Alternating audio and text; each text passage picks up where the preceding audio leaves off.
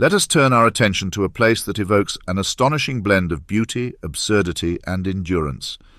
A place that challenges our assumptions about paradise and offers a different side of Hawaii, far removed from the pristine beaches and lush resorts that usually dominate the brochures. I speak, of course, of Koko Head, a volcanic relic and a deceptively grueling climb. A place that seems to stand apart from the sanitized Hawaii of your vacation dreams. And as with so many truly worthwhile experiences, it is not for the faint of heart. By day, Koko Head is a furnace. The sun beats down with a sadistic enthusiasm, and as you make your way up, step by agonizing step, on those old, wobbly railway ties, a relic of World War II that leaves you feeling both humbled and slightly abused, you begin to wonder why on earth you decided this was a good idea. Let us be very clear, this climb, though it looks innocent enough from below, is anything but easy. There is no shade. The ascent is unforgivingly steep, and you are scrambling over loose wood and rocks that seem intent on turning this hike into an exercise in self-loathing. You might well see someone doubled over beside you, either losing their breakfast or contemplating every life choice that led to this exact moment. And trust me, they're not alone. Koko Head has a way of reducing even the most confident adventurer to a red-faced, gasping mess. One must acknowledge the peculiar nature of the ascent. It's not so much a trail as it is a staircase straight to the pitiless blue of the sky. 924 steps of railway tracks, each one daring you to keep going as your legs begin to burn. Your breath becomes ragged, and the sun, merciless and unblinking, turns you into a puddle of sweat and regret. I've seen people halt halfway up, their resolve broken by the relentless grade, contemplating the long climb back down as if staring into some existential void. Others, looking every bit like they'd wandered into some sort of punishment, soldier on, wobbling, grimacing, swearing under their breath. It's a democratic suffering. The young, the fit, the unprepared, they all seem to share the same beleaguered look.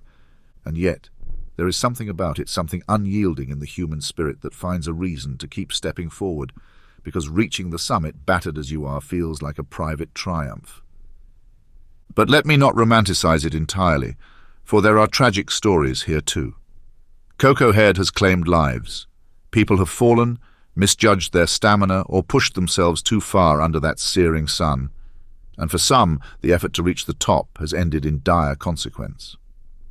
The ground you scramble over is not just an indifferent trail. It's been a final resting place for those who underestimated its sheer difficulty. For every jubilant photo taken at the summit, there are also solemn reminders that nature is indifferent to our small desires for achievement. As if the struggle to ascend a sun-baked volcanic ridge weren't enough, there is yet another surreal element to this whole experience. Positioned nearby is a shooting range, a facility that never seems to rest, ensuring that anyone climbing the relentless railway ties is doing so to the soundtrack of distant gunfire.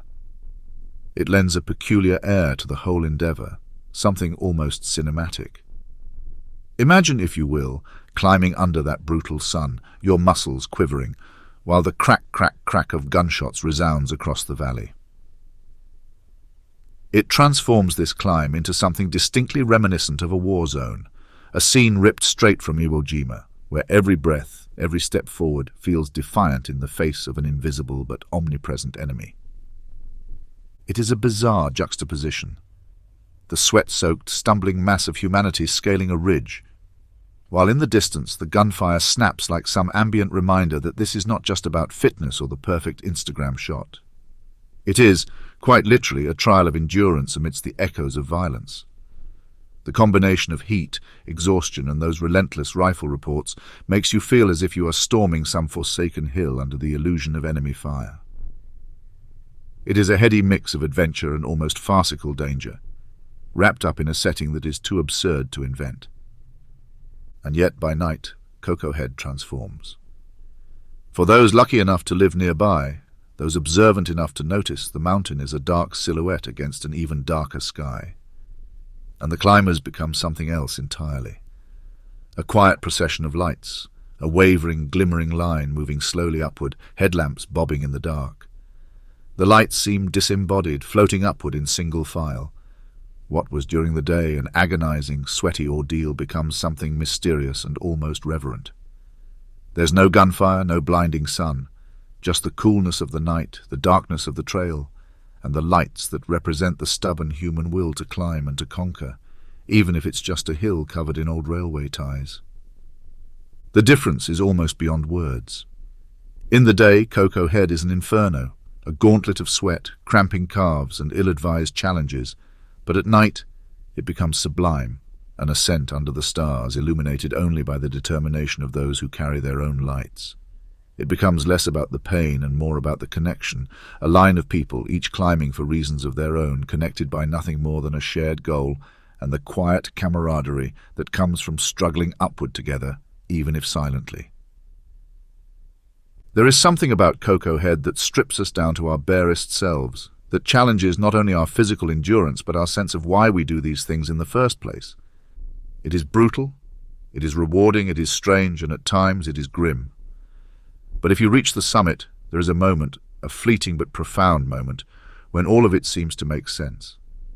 You look out over the landscape, the ocean stretching endlessly beyond, and you know that despite the heat, the vomiting, the gunfire, the stumbles and the falls, you have reached somewhere few are stubborn enough to climb. And there is in that a victory all its own.